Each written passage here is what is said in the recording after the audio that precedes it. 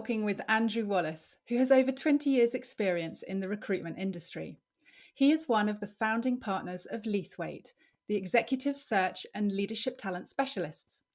Andy is currently their managing partner, and in parallel, he leads their global strategic initiatives and oversees their EMEA business and Zurich office. Over the last decade, he has built and led their governance business, and you may have heard him hosting Leathwaite's own excellent podcast, Distinctive Leaders. Before Leathwaite, Andy worked in New York, building the US arm of a leading UK consultancy, and with an emerging market search firm, where he partnered with investment banks in London, New York, Central and Eastern Europe. Welcome to the business of being brilliant, Andy. Thank you very much indeed for having me. Wonderful to be here. Does it feel different to be in the guest seat for a change? Absolutely. And I was kind of thinking about it. It's good to have this experience just to sort of realize when you've got your own guests, just what they're going through. And so thank you for the opportunity, and hope I do it justice. I'm sure you will. And we were just chuckling just now off air about a few tech gremlins we had trying to start our podcasting session. And it was very reassuring to hear that you're no stranger to those as well. And indeed the BBC. So that was good. Very reassuring. So people have heard a very quick snapshot of your work life and your career and your role at Leathwaite. Can you tell us something about you that maybe doesn't normally get mentioned in your bio that might surprise people? Very happy to. You mentioned there that I'd sort of I'd done a stint in New York, and probably my ambition when I was growing up was not necessarily to be a headhunter, but was actually be a pilot. I wasn't bright enough to be a pilot. I was too tall to be an air steward as well. And when I got to New York, I knew that flying was about half the price of learning to fly in the UK. And I got my pilot's license. This is prior to the tragic events in 9/11.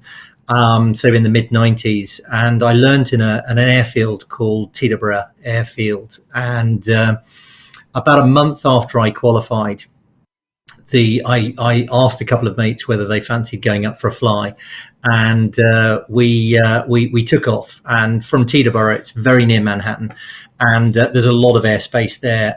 And you've got LaGuardia, you've got Newark, you've got JFK. So they actually keep you low. And prior to 9/11, they actually sent you towards Manhattan. So we were flying down the Hudson River, right by all the tall skyscrapers, and we went down down to about 500 feet around the Statue of Liberty, and then out over the Verrazano Bridge, and we were flying over some water there. And then the engine got into a bit of trouble, and I did all the checks I possibly, and I was like, don't worry, we'll be fine, I'll get it sorted, having only just passed and done all the sort of emergency type of checks. But whatever, I just didn't solve it.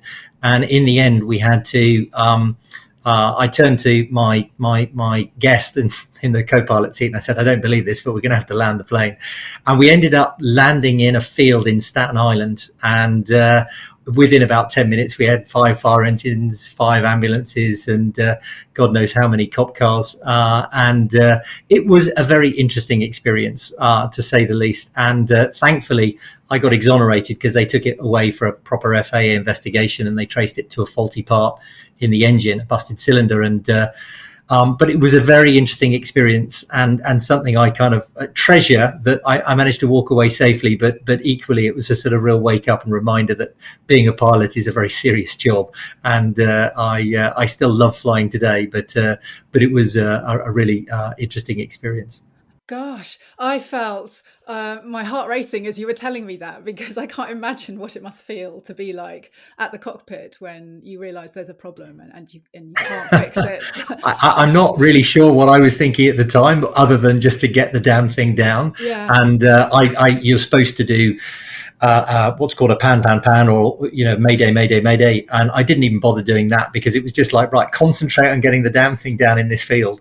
And it was an interesting experience, but I'm glad we came through it. Yeah, well, it sounds like you have a very calm head in a crisis? Presumably that might be one of the qualities that they took into account when making you managing partner at Leathwaite with, people to look after and big business decisions to make. Can you tell me a little bit about how you came to be in your role today? Sure. I mean, we set Leathwaite up. In fact, sorry to disappoint you. When you mentioned in the run up, I had 20 years recruitment experience. I'm actually just touching on 30 years now, scarily. And when we set up the business in '99 with my fellow founders Neil, Marty, and Jamie, we kind of, all of us look back and thinking, why did we do that? What was our motivation at the time? And I think actually it was just to create something. We must have had some kind of entrepreneurial sort of instinct sort of going on. Some of it might have been we actually didn't want a boss, so we wanted to sort of create our own thing. And I don't think back then we had any sort of connotations of sort of, right, we're going to be X amount of people or we're going to be this size. I think actually we just thought, actually, this could be a really fun adventure and who knows where it's going to go. I had, prior to setting up in '99, when I came back from New York in '97, I was given a team to run of about 15 people. And I did that for a year before I moved into executive search. This is a contingency business called Robert Walters. And I loved it. I really enjoyed the people management, the leadership side of it. I didn't want to do it then because I wanted to move and understand more about executive search, sort of moving, if you like, further up the recruitment food chain. And as Leathwaite has built and grown, I've always loved the client side of it, but also I really do enjoy leading, managing, developing, coaching people. I wouldn't want that role to be 100% of what I do. I definitely need a balance in what I do. But I suppose over time that has become, I'd like to think, a strength over time. And so when the other guys asked me to be managing partner about 5 years ago, which by definition becomes a little bit more focused on that sort of leadership development sort of aspect rather than the emphasis as a headhunter is prior to that nearly always client focused. It's about getting that balance. But that's really how I think ultimately you gravitate towards your own strengths. The further your career, you've got to continue to work on some of those weaknesses and those areas for development. But for me, I always enjoy seeing people develop and flourish over time, especially to achieve the talent that they have. So that's kind of really how the role has developed. Yeah, that's really interesting to hear. And so when you set out to create Leathwaite with your fellow founding partners, did you have a kind of stated idea of what kind of team and organization you wanted to build around you, what it would feel like to work there, what people would get out of working there? When we talked before, you talked to me about how as an organization you're very culture led. Did you kind of shape that up front and try and build something to fit a particular mold, or was it kind of a question of learning and growing as you went and changing a few things every now and again? I think a bit of both. So at the start, what has kept us together, because it's quite unique that 4 people started a business and we're still very much in business together. And if I'm entirely honest, and I think the others would say the same, we're sort of mates as much as we are business partners. And that has some real benefits in terms of the trust that you have between you. And like any good, healthy relationship, you have your arguments behind closed doors because you're going to have different opinions, but that's a positive, not a negative. And there's so much respect in those relationships. I kind of liken it to sort of an iron bridge that represents the relationship that you have, and any arguments you have is kind of like throwing stones at it. Fundamentally, when you walk out of the room, you kind of respect each other's views, and ultimately that it's important to sort of come to a decision and then back that decision together. When I think about that culture piece you mentioned, is that the principle was we wanted to work with people that we enjoy their company. And that might sound a little trite to a lot of business people, but actually, I don't think it is at all. I think that you spend more of your waking hours with people you work with than you do your home life. And when you look at it from that perspective, you might as well spend time with people that you respect, enjoy their company, and you feed off it as well. And so that culture piece was probably shaped by the four of us in terms of, well, we all got on with each other and we all liked each other's company and we thrived off each other. We're actually all very different, so we bring different strengths to the party, and that I think has also been testimony to sort of why we've stayed together.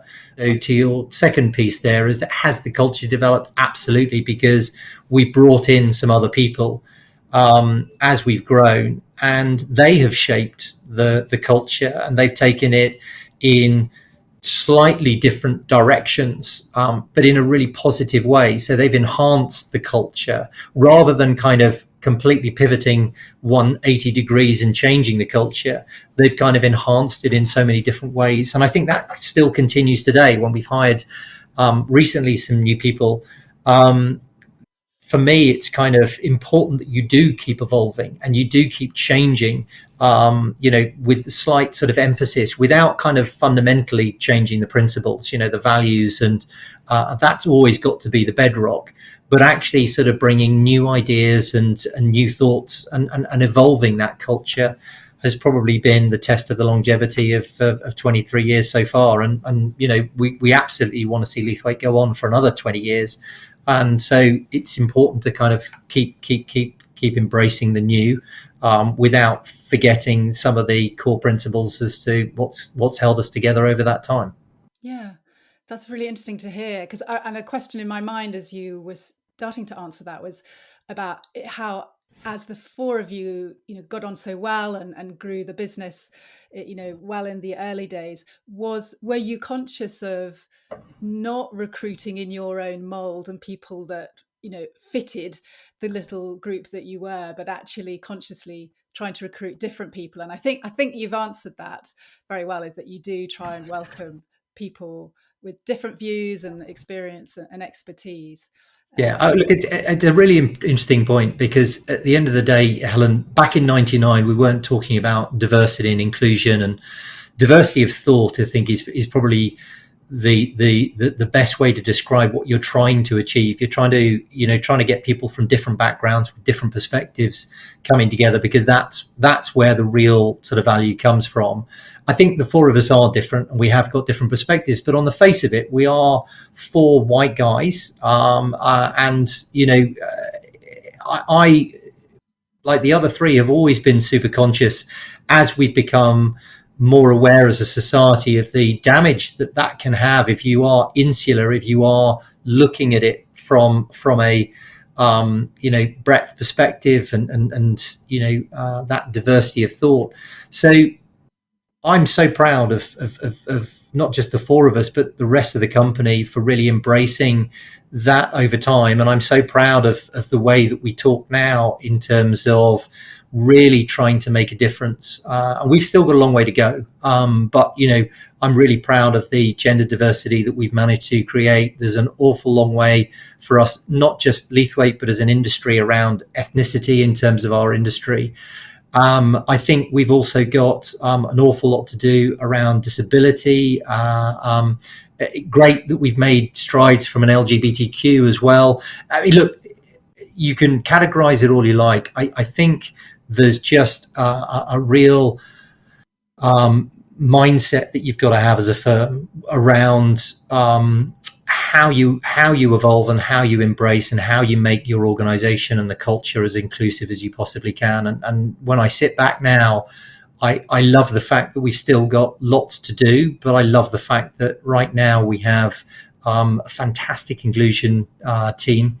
And when I say team, they're there to sort of really drive initiatives, and we rotate people through it. The strides we've made in that are fantastic. And I think also there's people genuinely lean into it, as opposed to kind of having the opposite, which is a very old school mentality or a very closed mindset on it. So that again is part of the investment you make in a culture around those sort of benefits. Yeah. And can you tell me about a recent initiative or change that you've introduced or implemented that's aimed at really helping people to flourish in their roles and careers at Leathwaite? Look, I would say actually when we set up the Inclusion Council, we got so many people leaning into that, and it's fantastic that we've got people in our Asia team, in our US team, in our Europe team, as well as UK involved, because they bring those different perspectives. More recently, and probably to answer your question, we have really harnessed the excitement that people have for the ESG strategy. So if you think about the environmental, the social, it's really interesting, and a lot of our newer generation, they care so much about the environment, and it's wrong to kind of say or assume that the older generation don't. But it's wonderful to kind of harness the energy that people have, and we set up an ESG team probably within the last 9 months. And what they've done fantastically is to educate, really understand, first of all, what really matters to people at Leathwaite, and what are the things that we can actually do around those environmental and social aspects. And we were doing some of it before, but it's almost accelerating. And then the other side to it is understanding what different sectors and different industries are doing. And then that sort of leaks into sort of how you can help clients in terms of what are the initiatives that some firms and some sectors are doing around sustainability and around some of their sort of social focus. And it's just when you get into those topics, you start to realize, look, there is no commercial gain. And it's important to make sure that that's not the reason why you're doing it. But actually, you start getting into these really good debates about what is just the right thing to do. And so for me, that ESG team has really sort of taken that to another level for us. And it's really sort of harnessing the energy that a lot of people have for these topics. And again, I'm being educated all the time. I have a reverse mentor, and I've found that hugely interesting in terms of, well, what's important to you, as opposed to sort of what's important to me and my age group, because I think I know that, and really sort of then making sure that you support that.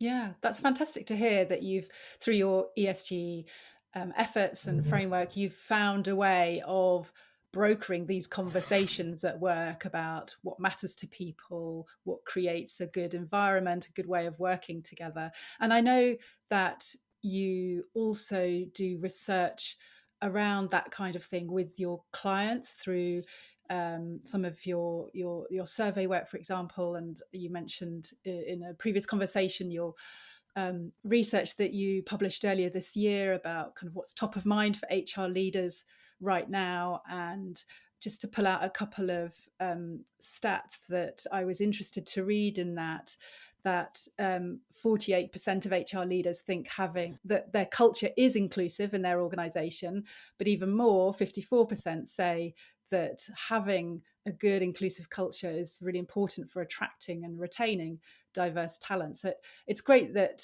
you can also have conversations with your clients and see and learn from what they're doing and share what you're doing around creating the right kind of culture to help people succeed and to help your clients attract and keep hold of the talent that's really important to them. Yeah, I think all of these topics, everybody's so keen to know kind of what they can learn from each other. And, the statistics are definitely there with regards to those organizations that are inclusive, that are diverse, outperform. Interesting, actually, a recent article that I read made the clarification that the ones that do perform, that are diverse and that are inclusive, are the ones that are well led. So those that are just put together without thought around the leadership and the direction and the strategy of the organization, they don't outperform. So it is important not to see this just as an exercise of filling quotas and those sorts of things. You have to have good leadership and a very strong culture that allows that inclusivity and the diversity to flourish. And the diversity of thought to really speak up. Filling quotas actually has the opposite effect in terms of that performance of an organization. But you can see that people are just very interested to learn, to share, and I don't think it should be in any way a proprietary thing to gain competitive advantage. I think that we all owe it to ourselves to say, look, in hindsight, when we look back now, we can see that we were not diverse. We did not support these discussions, and we weren't anywhere near as aware as we are today. Now, as an industry and as a society, we need to embrace those things as a group and as a collective. I agree. I think I'm seeing and hearing a lot more openness and willingness across different organizations, not to just be very internal about it, but to actually be reaching out and collaborating with other peer organizations in their industries, because at an industry-wide level, you can then have so much more greater impact in terms of the messaging you're wanting to send about your industry, the people that you're welcoming into it, and the different career paths that are available to people. I think I'm hearing that much more joined up approach benefits everybody, rather than a more competitive approach. You mentioned just now that you have a reverse mentor. I was going to ask, what over your years of being in leadership roles, what have you found challenging or stretching as a leader that has led you to perhaps try some different leadership approaches, or discover some different leadership tools in your toolbox? What reflections would you have on that? That everybody's different, and I think you have to flex your leadership style as much as you can do to the people that you're leading. I not everybody loves sporting analogies, so I'll hopefully ask for forgiveness for those that don't love them. But I was reading Sir Alex Ferguson's book on leadership, and he talked about how in the dressing room he would change and flex his style to different people. The important thing is just understanding that if you are mechanical about leadership and this is me, I only do it this way, you are going to get mixed results. You are going to motivate some people, you're going to demotivate others. And I think that it's important to understand the people that you are leading. What are their motivations? What are they trying to achieve? With everybody that you lead, the objective is the same, which is you want them to achieve the maximum they can out of the talent that they have, and it's just about trying to find out how to do that. And so I love the intellectual aspect of that job of really sort of trying to work out, because you're dealing with humans, and they're not straightforward, and that's the beauty of humans, and therefore it's just working out what it is that really makes them tick. And I think that's why the job is never done. It's also never perfect, but I love those challenges of that. And to answer your question about what are the challenges I found, it takes a while before you sort of get really comfortable at being able to identify those motivations sooner and quicker, but also having enough in your own locker with regards to that style might work, that doesn't work, let me try something else, and don't be afraid to experiment. And but the important thing is sort of also being truly authentic as a leader. You've also got to be true to yourself, and sometimes, in the best will in the world, your leadership style is not what that person wants or needs, and that's also something that you get comfortable with, is that you can't be all things to everybody. Ultimately, you have to sort of make a call and do what you think is the right thing. Yeah, those are some great reflections. Thank you. I really enjoyed hearing those. And you're right. I mean, humans are just so endlessly fascinating, endlessly diverse. And I love your reflections on how actually it takes quite a lot of self-awareness and conscious thinking about actually, maybe I need to bring in a different tool or try a different approach or approach this conversation in a different way to have that degree of experience and leadership expertise to be quite thoughtful about that when you need to. So yeah, thank you. Is there any other resource, whether that's a book or a talk or just some words of wisdom that someone gave you at some point in your career that have really been useful to you in your career that you would recommend to others or share with others? Loads. Very difficult to sort of surmise. I mean, if you want a book that I read, and I will caveat that I didn't read it, I listened to the audio book of it, but it was called Turn the Ship Around by David Marquet. And it was about a very underperforming submarine when this captain took it over and basically turned it into the best performing team in the Navy. And I think there are an awful lot of things from that, but maybe the one core message is that it's really important to give accountability to all levels of an organization. Traditional organizations are very much a leader follower structure where all of the key decisions are made by the leaders, and the rest of the organization just do what they say. And I think the organizations that are thriving today and will thrive in the future are leader cultures. And that's very much about making sure that at all levels of an organization, there is a level of accountability for decisions to be made. I shared with my own company in the last update presentation that we gave that I get asked a lot of questions. And I guess I sometimes say, am I being asked that question? Am I being asked to make a decision because I'm the best person in the firm to make it? Or am I being asked because I'm the managing partner?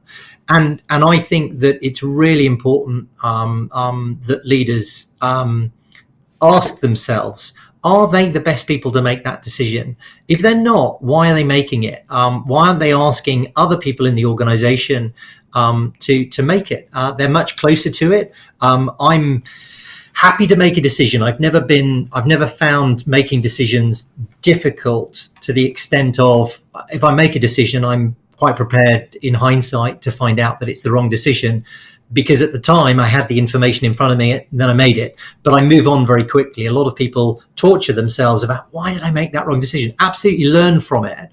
But understand that at that time you had the information, you did the right thing, you thought for the organization, and then hopefully there. But it is important to make sure, am I making the decision because I'm the right person versus somebody else? And I really took that away.